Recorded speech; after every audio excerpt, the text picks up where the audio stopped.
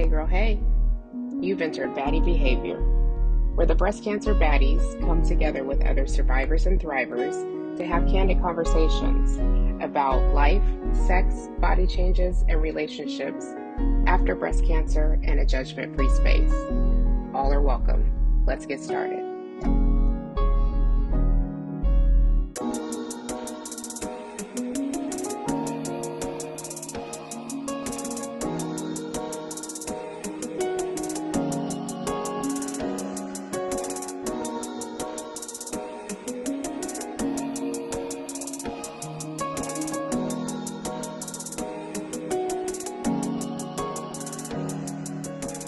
Hey, baddies, what's going on? It's your girl, Dr. Alexea, triple board certified infectious disease physician and stage 3 breast cancer survivor thriver. I create healing pathways for your total health and cancer wellness, mind, body, and spirit. Let's chop it up about navigating the finances of breast cancer care. Hey everyone, my name is Dr. Alexea. I am a stage 3 invasive lobular carcinoma breast cancer survivor thriver. I am a Baddie Ambassador, and I'm here today with Baddie Ambassador Veronica and Metastatic breast cancer thriver Myra. And today we're discussing how we got our bills paid after a cancer diagnosis and treatment. So let's jump right into it. So I will let you ladies introduce yourselves to our audience before we jump into this juicy conversation today. Go ahead, Veronica.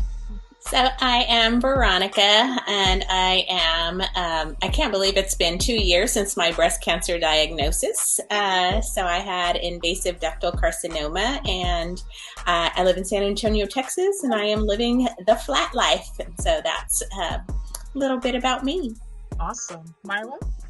So I'm Myra. I live in Fort Lauderdale, so South Florida. I am going on my 6th year living with metastatic breast cancer. I was originally diagnosed in 2016. And yes, I'm a lifer and I'm a thriver. Awesome. I mean, Myra, when I hear 6 years in the midst of surviving and thriving 6 years with metastatic cancer is already so big in and of itself. And I hear that, I'm like, and I'm not, scooting you out of here, sis, but 6 years of, constant treatment, never ending treatment, 6 years of imaging, scans, nonstop doctor's visits, like that is a lot, and it all comes at a cost. So what kind of financial support was extended to you in the very beginning when you were diagnosed, and has that continued over the course of this journey? So for me, it's all been my husband's insurance. So I've been very blessed that he has a great job with great health insurance. So we were very lucky that, they covered a lot of the costs, and the rest of it came out of pocket from us. Mm-hmm. We still have a few bills here and there that we have to pay. But yeah, like you said, I get scans every 3 months. I see my doctor every 3 weeks, and all that starts adding up, and I'm not working. I had to, stop working because of COVID to stay home with my boys. Mm-hmm. So that took on a huge, financial burden as well. But yeah, no, my husband likes to joke that I'm the $1 million wife. I've racked up millions of dollars, medical bills because, everything is so expensive. The medicine that, you need to keep you alive is so expensive. These PET scans that are necessary are so expensive. Mm-hmm. And every time you go see your doctor, and things are changing all the time, co-payments are going up. It's insane. I mean, I was on a medication that was $14,000 a month, and I'm like, you can pay that, and then you get assistance here and there. Like my medical team has been great whenever they can find ways to help, so that the cost of the medication is not so expensive. Those things are temporary. It's not a long-term fake. Yeah. And they called me and they're like, oh, you have a $7,000 copayment. And I started crying and I was like hysterical. And I called my husband and he's like, what's wrong? And I'm like, how are we supposed to pay $7,000 for a pill that I have to take every day for the rest of my life? And this is a monthly cost. And we had to call different, pharmacies to see who would take my insurance and how we could get the cost down. And at the end of the day, I only had to pay $30 for the medicine. But if you're not an advocate and you're not persistent and you're not calling and asking questions, you wouldn't even know. Like, I didn't know that we were using the wrong pharmacy. We were using a pharmacy out of network. Wow. It was something as easy as that. It's just switching Wow. to a pharmacy, and you go from $7,000 to $30, you know? So it can get a little daunting, but like I said, I've been very blessed. My husband and I have been very blessed, and we just cut costs here and there, Yeah. so that we can afford the things that we need to pay for. Yeah. I mean, definitely whenever a new bill or a new cost comes up, I'm always like, okay, what can I cut out to make up for that? And it's like, okay, we'll eat out, once less during the week or during the month, and we can supplement that. But when it's you talking about $7,000, that's really hard to do. Or I remember coming in for my biopsies, and I had like a $300 down payment for biopsy Yeah. because I had a co-insurance, not a co-payment. And so, those kinds of things can be really tricky to figure out. You don't even know until you're in it. So, Veronica, what has that looked like for you? I feel lucky that I work for a healthcare system, and because I was in the healthcare system, I kind of had resources available to me, and I was able to ask questions or knew what to do. So, I have my insurance, and I started to learn the difference between. I knew what the difference of in-network and out-of-network was, but then we also have preferred network, which means if I go to a hospital within the health system that I work for, and sometimes the programs and services weren't offered at the hospital that I worked for, yet then they were going to want to charge me more for going to still an in-network facility. And so I learned the ins and outs of advocating, answering questions, and fighting it. I felt like I became a fighter. Like breast cancer was a whole different thing. Like I felt like I was constantly fighting with the insurance company or the hospital to say, if this is not offered at, hospital A that I'm supposed to go to, but I have to have it done, then it should be covered. And Right. So it took a lot of either I had to pay up front and then appeal and do a lot of things and get reimbursed.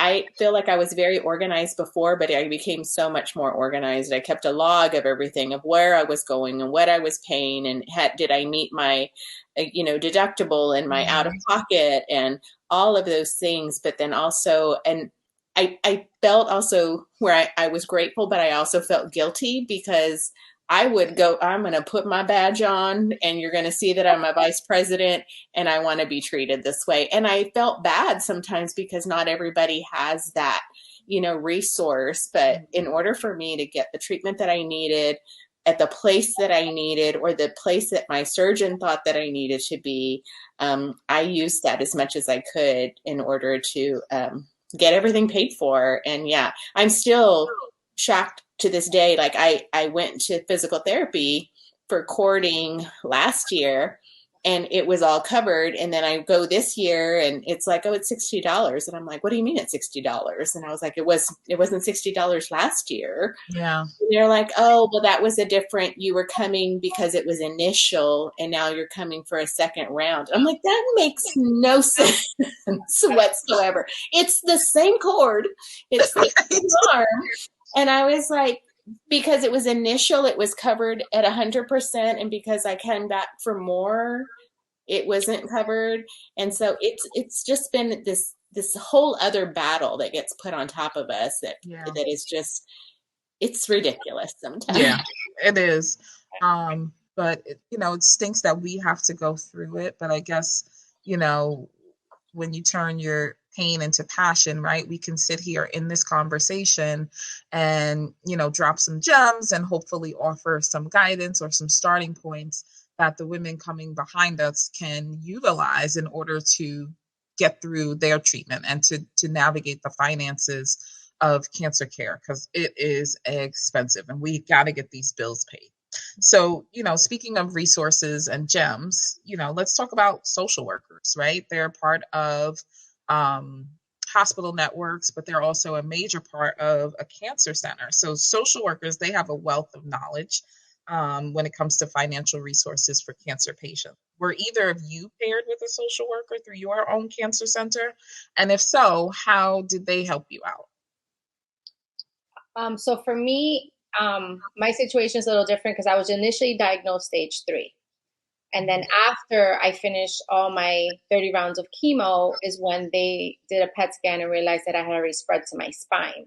Wow. So once they found those, they found those spots in my spine, obviously I was re-diagnosed stage 4, and then it's a whole different ballgame. Because once you're stage 4, nobody wants to touch you, nobody wants to do anything. They are so hesitant to do anything. And so you really have to advocate and fight for yourself to get certain things done. Like I had to find the right surgeon that would perform the double mastectomy because they didn't even want to do that. And then, there's all these new treatments that were coming out. And you have to, do a clinical trial. And so my social worker got me into a clinical trial, but she helped me apply for all of that. And then I was denied.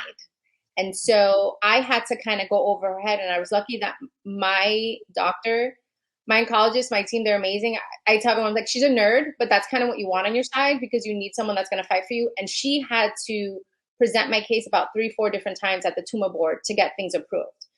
So CyberKnife was a big thing, which is the gamma knife. There's different words for it. And so that's what I was trying to do for the clinical trial to take care of the spots in my spine, and insurance isn't going to cover something like that. So I was hoping the clinical trial would. And my oncologist fought for me, and she had the radiologist on speed dial. She called them up and they were able to get that treatment for me at no cost. So my social worker was able to navigate a lot of the paperwork and things like that. That was just in the beginning. Once I kind of started to advocate for myself and started to gain more knowledge and ask more questions and network with other metastatic patients, I was able to get more information. So I didn't really rely on her as much. I think she was very important in the process in the beginning of understanding what the difference was and what insurance would cover and what they wouldn't cover. Mm-hmm. But I'm very blessed that my team, I have an amazing RN who is another person that advocates for me. And anytime I have any issues, I call her and we figure things out and we get it done, Yeah. But I think I had to position myself, as weird as it sounds, like I had to become friends with this whole team. Like everybody in my center knows me. Like I'm the crazy patient, I'm the loud one, I'm the one with the green hair. I walk in there, everyone knows me because during chemo, I was wearing crazy outfits. I dressed like Santa and it was giving presents to the patients. Like I made myself known in that place that everybody knew me and I was friends with everybody, that everybody was more than willing to help me if anything came up, Yeah. I've been going there for so long that I feel like they're family. So I feel like you kind of have to position yourself in a place where like people know who you are and they're like, okay, she's a fighter. She's not going to leave us alone. She's going to be harassing us, calling us, like, let's just help her and like get this done for her. Yeah. So she helped in the beginning and then I kind of found my way around things and got things done on my own. Yeah. This is what they say, the squeaky wheel gets the oil, right? Mm-hmm. Yeah. So for me, I didn't realize like when I first started going to my cancer center and then like, I think it was every month that I would go, even though I was going more than once a month, they would give me this little form to fill out, like, how are you feeling? Do you feel depressed? All kind of like the emotional and psychological support kind of stuff. And I was always like, I'm good. That was my answer to everything, that I was good and okay. And I probably did that for 6 to 7 months until one day I was just having too much going on and I marked it bad all the way down. And that's when it triggered, like, you need to talk to one of our social workers. And I thought, nobody told me about a social worker before that. I didn't know that it was something that was even offered to help me with everything that was going on that was so overwhelming. And I wouldn't have known unless I had that bad day. And then I filled it out. And then I did talk to the social worker. And so it was interesting to me that it wasn't even offered at the beginning. And I have talked to them since then saying, you need to tell people that this is offered.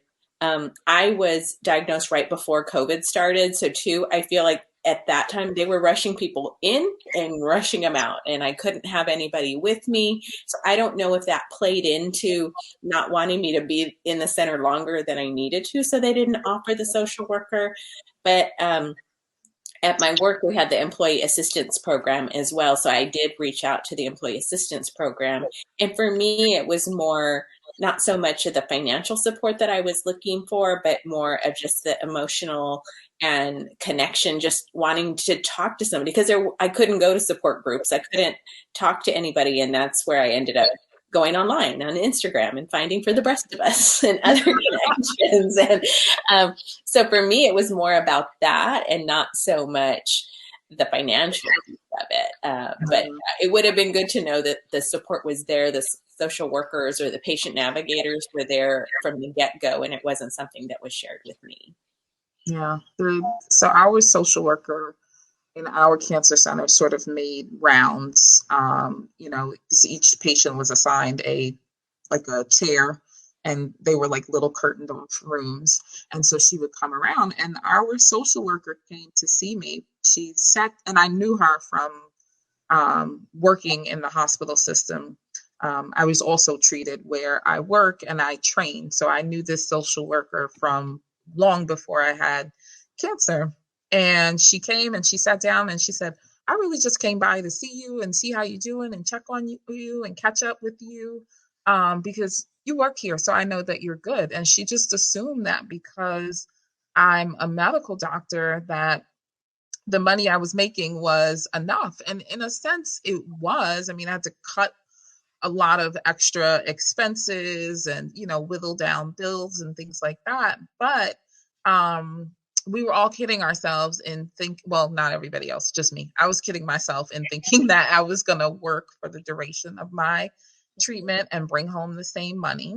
And I couldn't. And my disability check only covered about a half to 3/4 of my monthly expenses at any given time. And I honestly just had too much pride to go back to the social worker and say, listen, I'm struggling. The way she came at you, like assuming like, well, you're good. Right, assuming that I didn't need any assistance. So it kind of was like, oh, like I had this attitude that I'm not supposed to ask and that I shouldn't seek financial assistance because so many people have it, worse than me. And I think we get into that about so many different things, health, finances, whatever's going on in our lives. We always get into this like competitive pain thing. And because I'm not doing as bad as somebody else, I'm not worthy of help. And we have to really release that. We have to let go of that pride, because at the end of the day, if people choose to help you,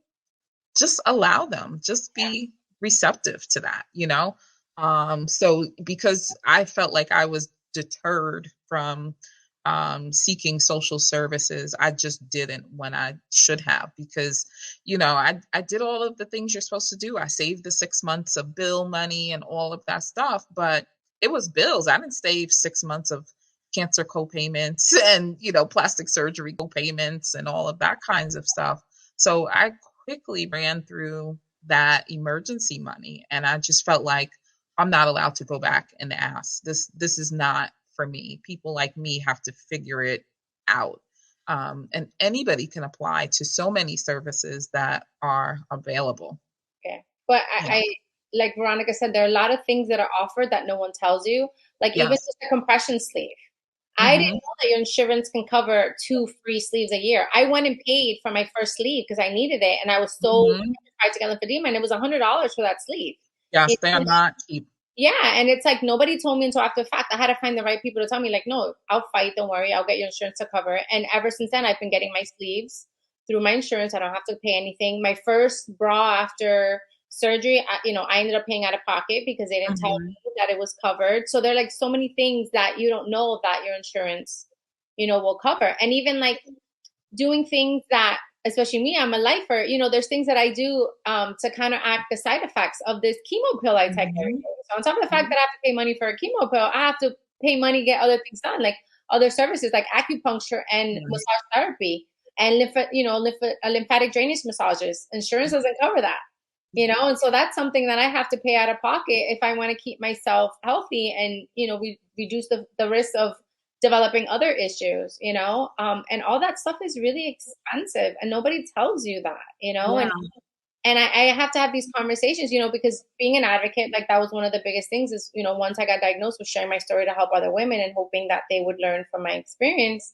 is having these conversations. And once I find like some really good, programs, I always share the information. I'm always sending it out to people and people that are newly diagnosed, constantly sharing what I learned so that other people don't have to go through all the struggles that I went through, which I wish more people would have done that, because I kind of went into this blind, even though I knew people that were cancer survivors. I have 2 onset of breast cancer survivors. No one tells you what to expect when you're going to chemo, and how expensive a wig can be, and the cold capping, and all this stuff. It's like insurance doesn't cover that. Like when people tell me they're getting cold capping, I'm sorry, but for me, I'm like, are you serious? That's $3,000. I see what I can do with $3,000 right now. I'm like, the hair can fall off, it'll grow back. It'll grow back. Yes. It'll grow back. It is not that serious for me. And it's like, I want to save my life, forget the hair. You know? So, but yeah, those are all things that insurance doesn't cover. And a lot of people don't know that. Yeah. And it really depends. Like, and, annually insurance coverage changes even within your own plan. So last year, I paid out of pocket for my lymphedema sleeves, and I think I only got 2 pairs for the year. This year, I get 2 pairs covered every 4 to 6 months with no out-of-pocket cost. And they changed my coverage so that now I just got like the lymphedema mother load. I have a Pharaoh, I have a new sleep garment, and I just got a compression pump. And it's like a lymphedema therapy center just got delivered to my front door, and nothing was out of pocket. Whereas last year, I was writing checks at the surgical supply center to pick up my garments. And the woman came to my office and was like, Dr. Gaffney, I need your debit card because you have outstanding balance of 200, whatever, like walked into my office. And I was like, well, dang, I'm glad it's a pandemic and nobody's in here, because I wouldn't want people thinking I'm skirting on my bills. But we thought it was going to be covered, and it turned out it wasn't. And so you just never know. You just never know. So this episode, right, it is titled, Can You Pay My Bills? So the real question here, ladies, is, are you team Destiny's Child or are you team Beyonce? You gotta answer. Oh man, that's a tough one. I don't know, Veronica. You got a choice? I don't know. I'm gonna go with Team Beyonce. I just feel on your own. I don't know. I like that. On your own. I'm with you on that one. I'm definitely Team Beyonce, and I'm like, who she was as a member of Destiny's Child versus who she is as Queen Bee on a whole nother level, and the level at which she is paying her bills is on a whole other level, flying solo. So, if we paying bills, we want to pay them like Team Beyonce does. What about you, Myra? You got to answer. Yeah, I guess I'm Team Beyonce, but I mean, I kind of have my Jay-Z. I have my husband with me too. All Beyonce. I have my Jay-Z, who, because of him, I can afford to pay all these bills. Because I would not be doing all of this, because he's told me, because every time, he switches jobs or insurance changes at work, we've had good insurance, really good insurance, and then we get crappy insurance, and we're like, damn, we see the difference. This is terrible. And then we have to fight for everything, like I have to get the PET scan every 3 months because of my mets and my bones. A CT scan won't cover that. And the only thing that they want to do is a CT scan every 3 months. And so my oncologist has to call and do a peer-to-peer every 3 months. Like there's always something, you know, and it's so frustrating. And it's like, you have so many other things that you're dealing with, that this is the last, crap you want to deal with on a daily basis, and having to fight with insurance companies to do things, or prolonging something that you need. There were so many times that I had to prolong, certain procedures. Like I was supposed to get a PET scan in December. And because I didn't want to have to pay a co-payment again and so with this new insurance, I prolonged it. And in January, found out that I had progression, So it's like things like that, when things are so time sensitive for someone who's metastatic, it is insane, But, he tells me, he's like, I don't care what we have to pay. My husband's like, your oncologist is my homegirl, and I don't care what insurance, if she's out of pocket, like we're paying. I don't care what we have to do. We're going to get it done. Because we love our team and we trust our team, that we're willing to sacrifice what we need to in order to keep her, and to keep my team. And I'm looking at like, my medical center is like 10 minutes from my house, guys. So I That's speak to a golden. lot of women that are driving 2 hours Mm-hmm. for Getting treatment, hotel rooms. hotel rooms. And I'm Yeah. like, what? And I'm like, it's on the street. It's great. There's like 3 different medical facilities by us, all owned by the same hospital. So I literally drove there and came back and I was good. It was never anything crazy. But these women that are paying, all this money and gas to travel, to fly to where they need to go. I mean, that Yeah. breaks my heart. I mean, my husband gets mad at me because I'm like meeting women online who are like, I don't have gas money Mm-hmm. to get to my treatment. And I'm Mm-hmm. literally sending women that I've never met gas cards so that they can Yep. go and get their treatment. So I'm like, that is ridiculous. Yep. And then women, they're like, I don't have money to pay for food for my kids. I remember seeing a girl on Facebook who brought tears to my eyes because she's like, I had to pay with change for food. And everybody was so annoyed. The cashier was so rude. And she's like, I didn't have money to pay my kids. I went and got her a gift card and sent her money. And unfortunately, both of these women have passed. They were both metastatic and they passed. But my husband's like, Myra, what are you doing? I'm like, listen, I don't care. I'm like, I could not sit here and not do anything. Yeah.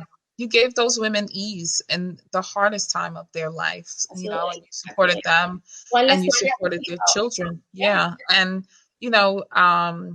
Shawnee and I were talking about how, over Breast Cancer Awareness Month and different initiatives, we've seen a lot of money raised, but a lot of that money is other breast cancer survivors. I would say, especially for small grassroots organizations that are putting money, paying bills, sending people's children to proms, Yeah. sending gas cards, sending grocery cards, paying people's utilities, those, or providing programs, assistance, bras, etc., directly to survivors. Those organizations are most heavily supported and funded by breast cancer survivors. So, here we are, in our own personal financial struggle and need as a result of living with breast cancer, or living in survivorship after breast cancer, and we're the ones who are holding down the fort for the community. But I have to say that, for as much as my pride wouldn't let me do things like start a GoFundMe, even though like my cousin set it all up, did all the things, and she was like, you just need to go on there and put in certain things that I can't put in for you and activate the account. And I never did it. And I so regret that I didn't do that, because, I spent out my emergency fund. I spent out a retirement account. And, I started at zero. Like I was one paycheck away from, the stuff hitting the fan when I returned to work.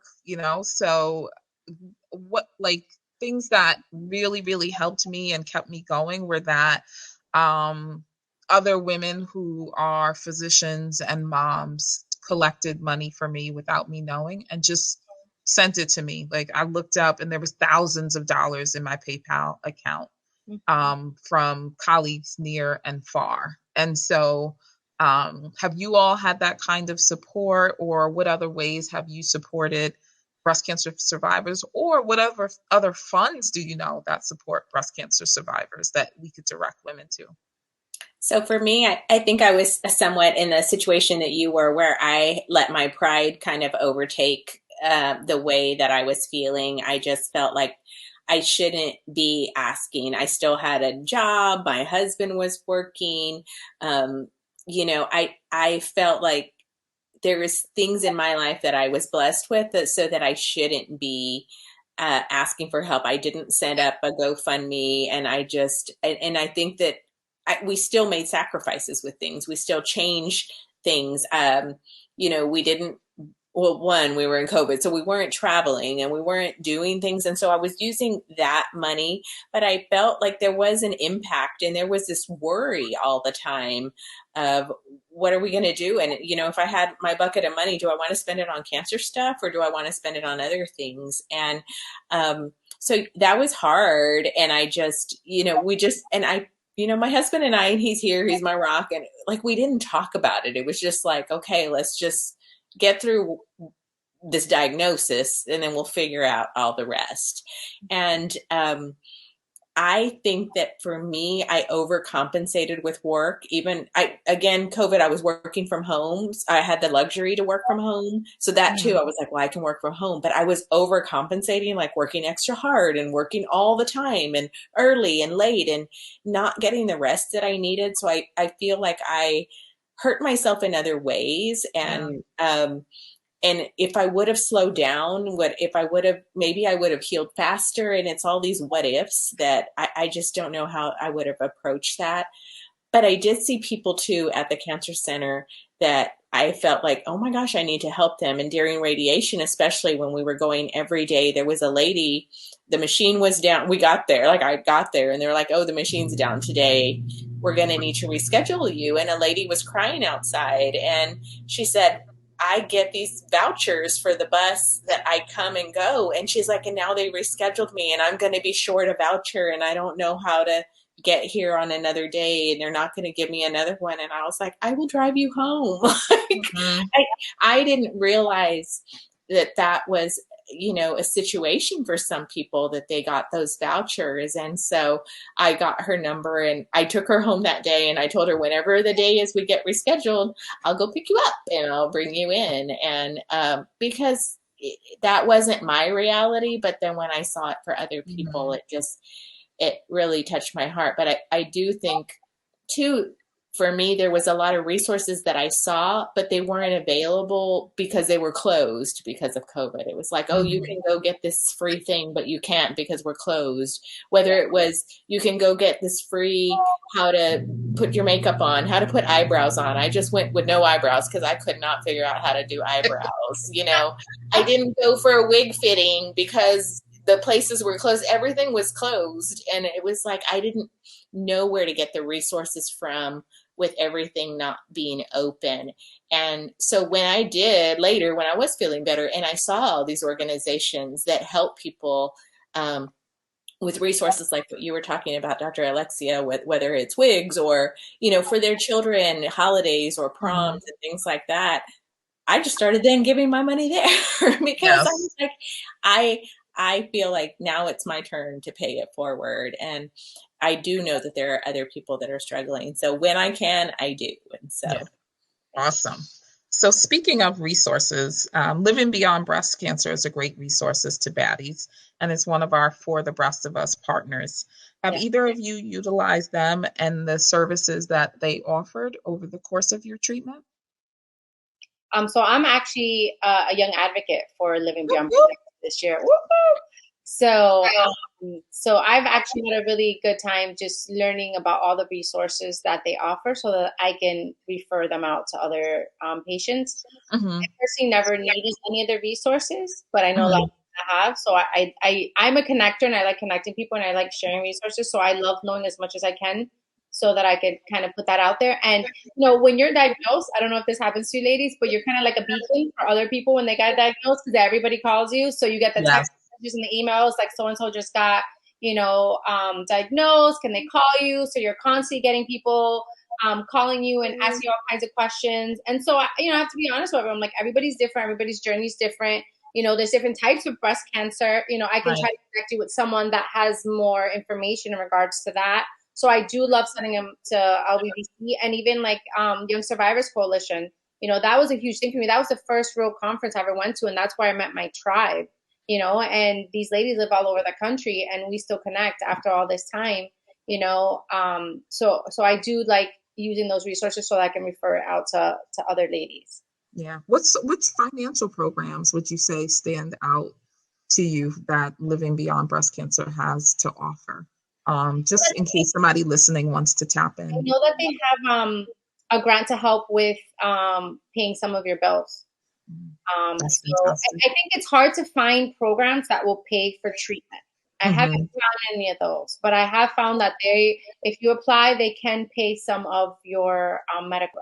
I mean, your light bill or your, help you with whatever other financial burdens that you might be having.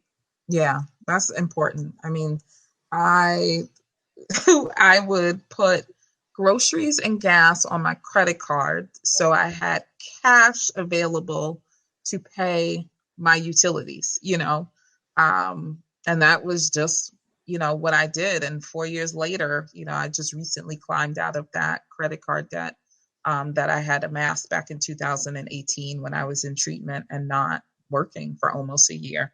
So yes, please do tap in, ladies, and find those resources that will help cover your utilities or just even give you a patient grant. I've seen a couple of grants recently where you can just apply and you get $500 to do whatever you want with it. So keep your eyes peeled and just apply as often as you can or need to for some of these resources out here. But definitely look to Living Beyond Breast Cancer for support. So Myra, I'm going to bring it back to you again. So as a metastatic breast cancer thriver, you're potentially on treatment for the rest of your life, right? And these treatments are expensive. Yes. What insights would you provide for financial support to other metastatic patients, especially if they don't, have a hubby who could support their $1 million wife the way that yours does? Yeah, right.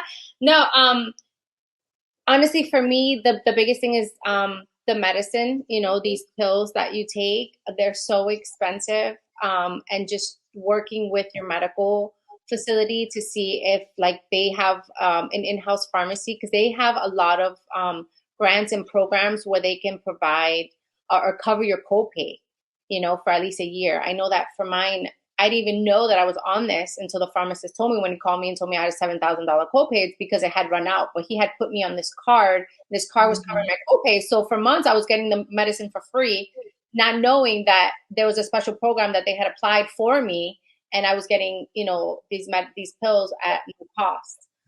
So finding out if there's something that can be done within your in-house to see if the pharmacist can find some type of grant or something that can, help you so that the medicine is not so expensive. Because I was paying $30, but I know other women that are paying $350 a month for the same pill. Yeah. And unfortunately, it's illegal to share drugs. And, if you had leftover drugs, you can't give them out to anybody else. And I didn't know that either, because anytime I get switched to new treatment, I'm like, I just have this brand new, box of pills that cost $14,000. I don't want to flush it down the toilet when I can help someone. And there was no resource for me to be able to like donate that to someone else, Yeah. But for me, that was the biggest thing, is just getting your medical team to help you whenever you can, Sounds like a project, to figure out a way to utilize those kinds of there has to be something medications, right? There has to be a way to confirm that this is the drug and the right dose, and we're going to transition it to the next person in need. Yes. So, we'll file that away mentally. Yes. So, but you bring up a good point, right, about co-payment assistance programs and financial support for medications. Most pharmaceutical companies do have patient assistance programs, and you may need to sign up for it. So, find out the name of your drug, find out, who the manufacturer is, and see if you can get co-payment assistance, see if you can get need-based assistance to cover the cost of the drug, or sometimes you can get a medication, especially for someone who's metastatic or late stage, you might be able to get compassionate use coverage from a pharmaceutical company for a medication.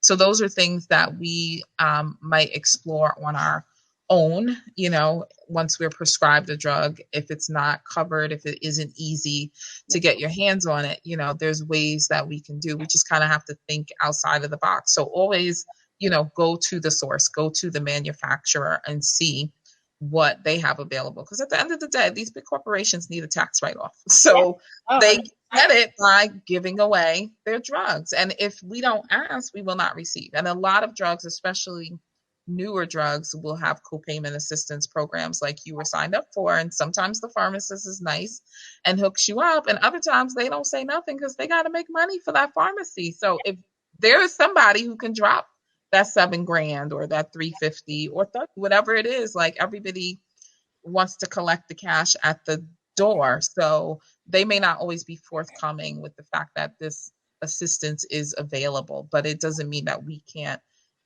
look outside of the box, or that we're limited to only what our doctors and nurse navigators and social workers are providing for us. And then, of course, clinical trials can technically be a source for financial assistance in that treatment is covered, imaging may be covered, labs may be covered, transportation may be covered, and some of them pay you, not a lot of them, but some of them do give you a little financial incentive as well. And we, as community of color, definitely need to get more involved with clinical trials. So that might even be a financial resource by way of getting newer drugs or newer treatments without any out-of-pocket cost or without having to run it through your insurance. And we can certainly benefit from that.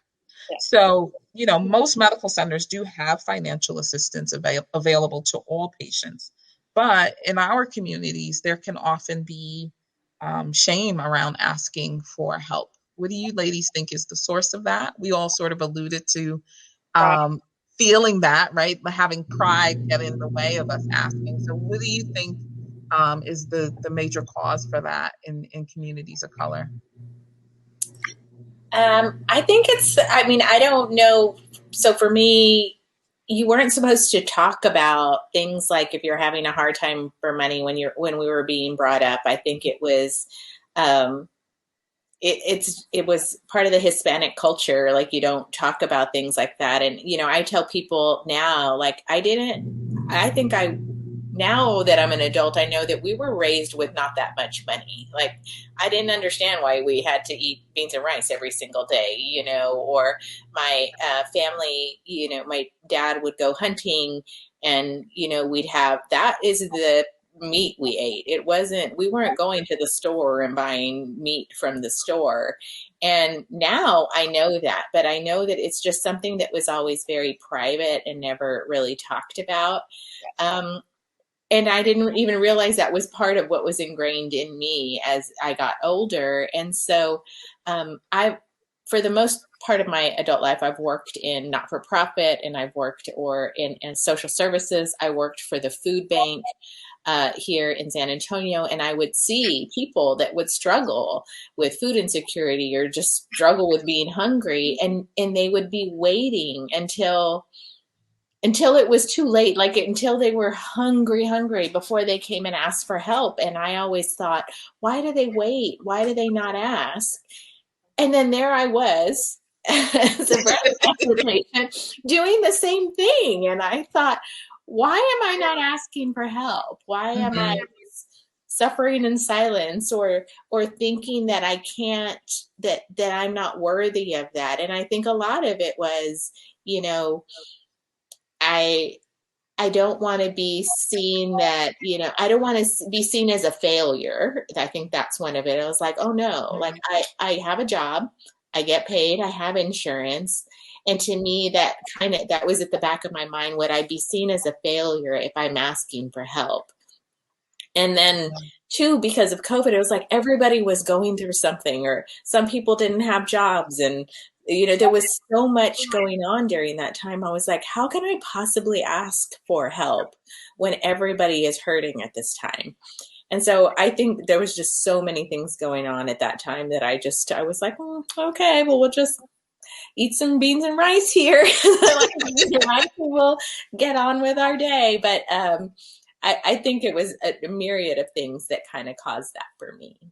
Yeah, I think, it's definitely a cultural thing, especially when you start this battle, you're total fight mode and you need to be strong and you kind of feel like you're weak if you're asking for help. I mean, even for me, my mom, people would call my mom, like, what can I do to help her? My mom's like, she's never going to ask for help. You're just going to have to show up at her door and help her, and even after surgeries, people are like, how can I help? And my mom's like, you're going to have to show up at her door because she's not going to tell you she needs help cleaning the house, or she needs help with the kids, or she needs help cooking dinner. So I was really lucky and blessed that I had people in my life that set up a meal train for me, because I wasn't going to do that. I didn't do a GoFundMe either. I was like, I'm not doing that. And my husband's like, you're not doing that, because he's, typical Hispanic male as well. Like, it's a pride thing. You don't ask anybody for help. We can get it done, but I did have, these amazing people in my life that just kind of showed up for me. I got diagnosed the year that I was supposed to go to my high school reunion, my 20-year high school reunion. And I didn't know they did this, but they had t-shirts made with my blog information and everything, and they were selling them. Wow. I did a Zoom call with them the day of my grad, because it was in Boston. And so they Zoom called me, and when I looked, everybody was wearing a t-shirt. And one of my friends told me they sold the t-shirts and they were sending the money to me.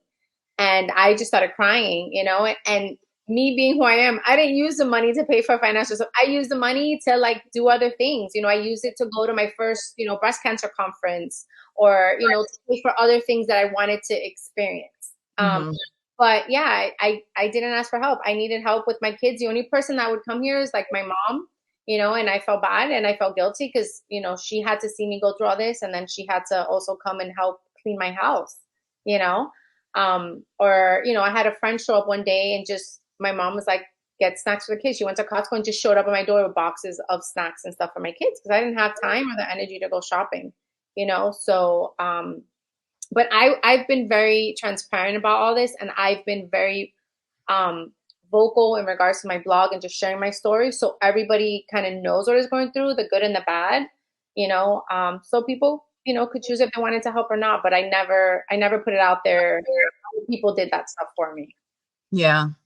Same thing in the Black community or African American community. You don't divulge your personal business. You don't ask anybody for anything. We were the people, we were the children where, our mothers told us when we were going to someone's house, when we get there, you better not ask for no food. Don't be acting hungry like I didn't feed you. You almost were scared to say yes to anything if you were offered something. And we carry that with us into our adult lives. And we lose the ability to get and be vulnerable, even when it would benefit us the most. And then, just the stigma of that is placed on minority people in this country. The world will tell you we're sucking up all the welfare and all the benefits, all the government assistance, this, that, and the third, where we don't make up the majority of the people who benefit from this. And I will tell you that my patients of other persuasions, they don't make any hesitation about getting something for free. For free, yeah. For free. I had somebody write me a note and send me back. They had like a $7.51 outstanding balance on something pertinent to the office. And they wrote me a letter and told me to make the $7.51 go away. And I was like, yeah, no, you have $7.51. And if you think that I'm going to spend time away from a patient who has dire needs, or spend my personal time to save you $7.51, you got another thing coming. But I mean, I don't live in a broke community. I don't serve a low income population. I live in a very well-to-do upper middle class and even very wealthy community. And certainly we have people who are uninsured, underinsured, unemployed, etc. But it is my patients who got money who are most likely to call and demand to have a copayment waived, or to demand that a bill be cut down, or to negotiate a payment, and they got it. Yeah. So, we have to get comfortable with doing the same. Yes. We don't have to give it away, even if we just have it, if there's a possibility of negotiating down copayments, or negotiating down total, bills, and saying, listen, I can't pay that $2,500. Can you work with me?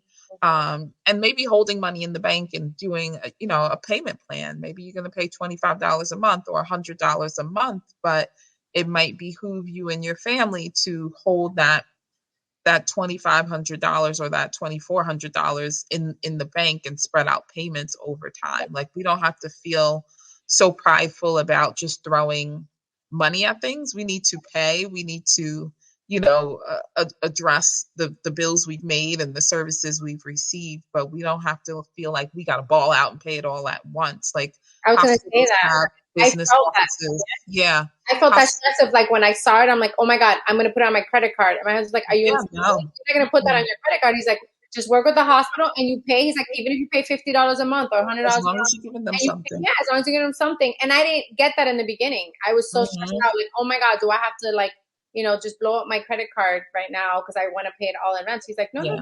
Don't like, do that. Don't do that. Yeah, exactly. Like, Don't do Don't that. do that So, because, your circumstances can change. I mean, when I use my credit card the way I did while I was out of work on treatment, my assumption was that I would just return to work the same way I left. I would return to the previous productivity and I would have, these big fat paychecks that I was used to. And I was not able to sustain that same amount of work to sustain that type of income. So it took a long time and a lot of sacrifice to get out of that debt. So we can't just, go plunking thousands of dollars on credit card bills and things like that. So definitely work with your doctor's office, work with your hospitals. They have business offices, they have financial institutions. They will accept payments. They would rather get a payment than send you to, collections. And like you have life on the other side of surgery and chemo and radiation. You want to have some good credit yeah, restarting life. Like you don't like you have to think about tomorrow and you have to plan for the future. You don't want your cancer treatment to be the reason why you can't buy a house or why, you have a terrible interest rate on your car loan in the future because your credit is destroyed with medical bills. Medical debt is like the number one cause of personal bankruptcy in the United States. And, I don't remember if we said it before yet on the podcast itself, right? But women who have gone through breast cancer have some of the most medical indebtedness, and especially women of color. They really feel the financial strain of a breast cancer diagnosis more so than other cancer patients. And that's really hard to imagine, but we cannot dispute the facts. And again, it's just yet another disparity that we face when we talk about breast cancer. So, lastly, ladies, as we wrap things up, other than the wonderful gems, the wonderful knowledges, and the shared experiences that we've talked about here, what financial resources or tips would you like to share with our listeners that helped you? For me, I don't know that this helped me, but I know for those individuals and that women and even men who need a mammogram and think I can't afford this or I don't go out. I know like my healthcare system and there's another healthcare system in San Antonio. They offer free mammograms to the uninsured and underinsured.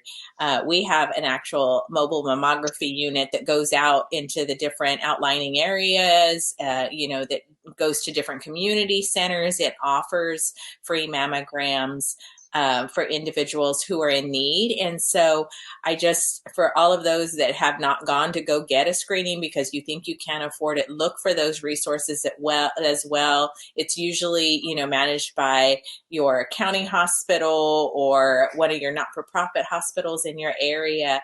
But look for those resources to make sure that you're getting your screenings because those are so important. And you don't want to miss on that. And then we'll figure out the rest. We have patient navigators that then can help you if for some reason you need other things and another screening or the diagnostic screening and other things. But just make sure that you're using the resources to go out and find and get the screenings that you need every year. Yeah, absolutely. The important thing about, not delaying screening is if you get diagnosed at an earlier stage of the disease, your care is much less complicated and really much more cost effective. Absolutely. So, if somehow your health and well-being and your survival is not incentive enough to, go ahead and get screened, like think about if God forbid something is found, because people are always worried about, oh my God, what if they find something? Well, one, we can't find something that's not there. But two, if we find it earlier, you have much more treatment options. You will likely require much less therapy, and that care may be much more cost effective than the care that you might require at a later stage of the diagnosis. Yep, absolutely. And for me, my biggest thing is, advocating for yourself. Ask those questions. Do your research. I had to get online and Google and find different resources and ask those questions. And when you get those bills, don't be scared to call them and ask them, hey, did you charge my insurance? Because sometimes I'm getting bills. I'm like, why am I getting charged this? Call them, call your insurance, call the hospital, have those conversations, find fight for yourself, advocate, that is the biggest thing I can tell women and men, anyone, is just because sometimes they make mistakes too, and they're charging you, not realizing that certain things are covered. And then you're stressing yourself out, and being stressed out during cancer treatment is not the best thing for you. Obviously, you need to be in a good state of mind to battle this, so definitely is having those, conversations with people, asking those questions and doing your research. Yeah, absolutely. And, it's important, like you mentioned, both of you mentioned before, right? What does your insurance cover and what does it not cover? Does it cover it at one facility versus another? Do you have like an open access plan where you can go anywhere, or do you need to stay within a provider network? Do you need prior authorizations or referrals, right? Those types of things are super important, and you need to know that, right? If your insurance requires your primary care doctor to write you a referral before you go to your oncologist or before you go to the radiation oncologist, make sure you have those referrals in place before the visit so that payment for those visits is covered by your insurance, because the insurance wants to save a buck just like we do. Yeah. And so they will deny as much as they can deny just because you didn't follow protocol. So know what type of insurance you have, know how your insurance works. If you have secondary insurance, like, are you covered under your spouse's policy? Like, make sure you bring that information, and make sure if you have two insurances that both your primary and secondary are being billed before you start making payments. My ex-husband and I agreed to hold on our divorce because I got diagnosed literally as we were finalizing, our divorce agreement. And I was like, look, I got breast cancer. It's expensive. Can we hold off on this so I can stay on your insurance so that I would have secondary coverage? And at the time, I had co-insurance, meaning I had to pay a percentage of each of my procedures or whatever if I did not have his secondary. And I remember doing the math on my mastectomy and just the initial part of my reconstruction. That surgery was $132,000. And without my ex-husband's insurance as a secondary, I would have been responsible for 20% of that bill, you know? So, hopefully you don't have to make those kinds of extraordinary life changes. But I mean, in the grand scheme of life, when you think about the potential for medical indebtedness, make sure you check your drawers, you check your paperwork, you see what is available to you. Do you have FSA through work that you were paying into? Do you have and can you make contributions and in order to use that? Or do you have employer reimbursement? Like recently when I returned back to work, I started getting these big checks in the mail. I'm like, what the heck is this?